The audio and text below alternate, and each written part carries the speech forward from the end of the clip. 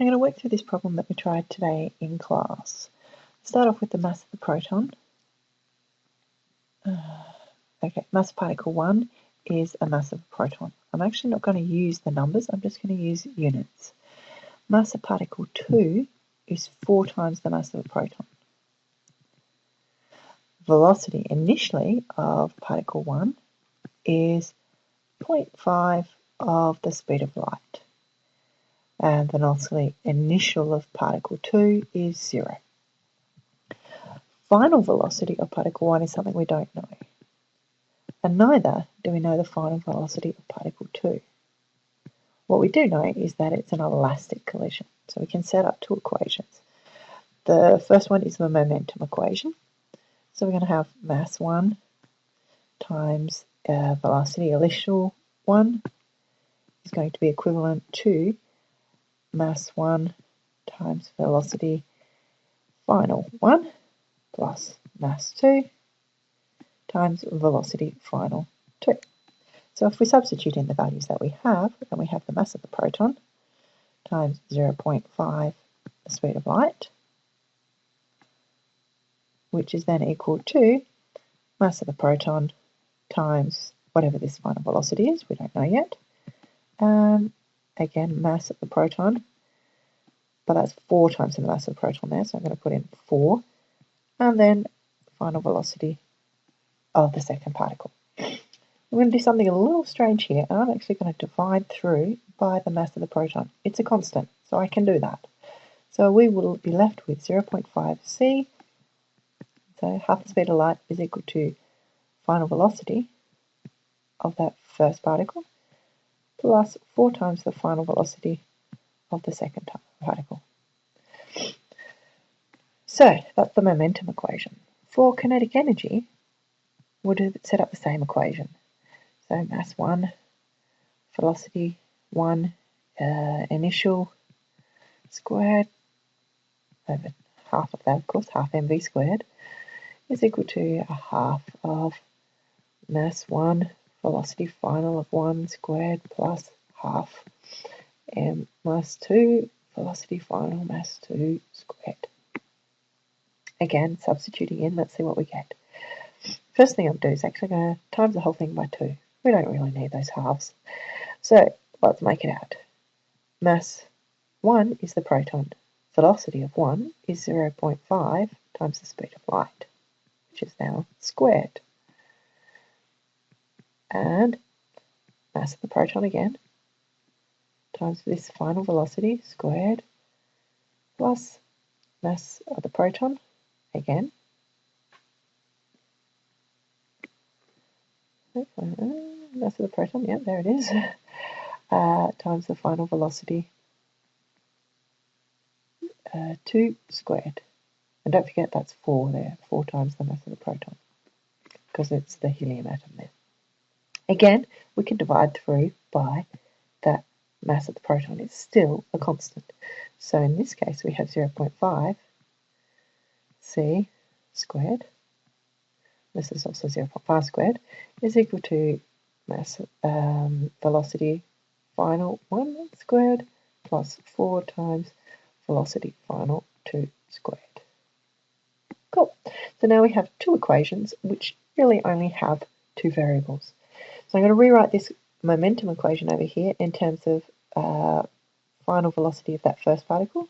It's going to be 0.5 times the speed of light minus 4 times the final velocity of the second particle. And I've missed a v there. There we go, v. So now that I've rearranged that one, I am going to substitute it into this equation over here. Substitute. So with a little bit of algebra, what do we get? 0.5 squared c squared is equal to 0.5 c minus 4 v final of that second particle all squared plus 4 v final of the second particle squared. Okay, So let's work this out. This is just expanding this bracket here. We're going to have 0.5 squared c squared, and we're going to have minus, let's see, 4 times 4 is 16, but it's going to be positive, so plus 16, the final 2 squared, and then we're going to have a half times 4 times 2, so that's actually just going to be 4, but it's going to be minus, so minus 4 VF2. Cool. Plus that 4 VF2 squared from above. Don't forget this is equal to 0.5 squared c squared. So you can see we can now cancel out some of these things. This one here, 0.5 squared c squared and 0.5 c squared c squared. Basically, if we take that over to the other side, those will cancel out, so we're left with 0. And 16 minus 16 plus 4 gives you 20 VF2 squared minus 4 VF2. So now we have a very simple equation. We can rearrange it very slightly so that we have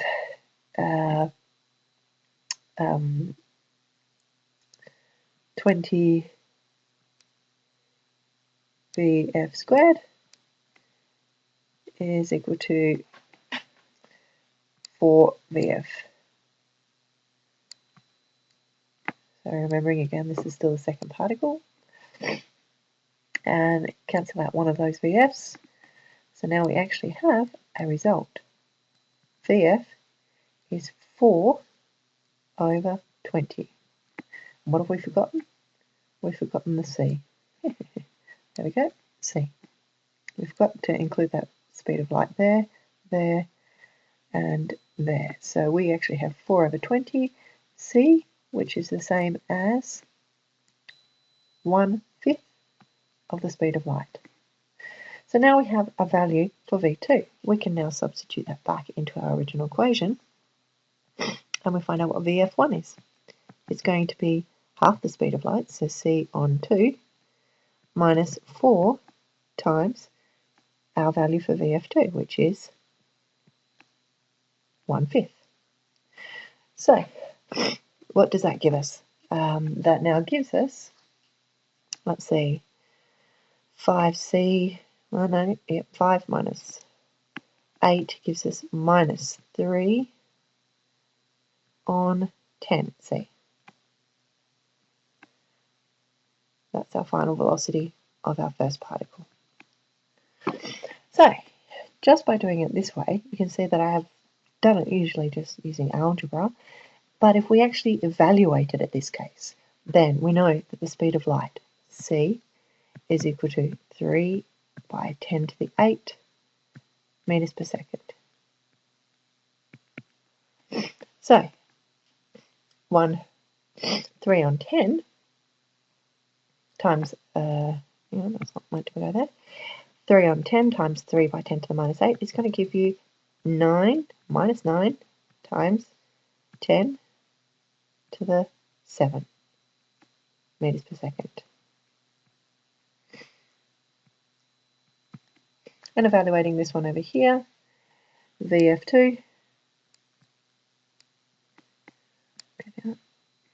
is going to be 1/5 the speed of light, so 3 on 5, which is 0.6. So 6 times 10 to the 7 meters per second. So without even using the mass of the proton, we've managed to solve this equation.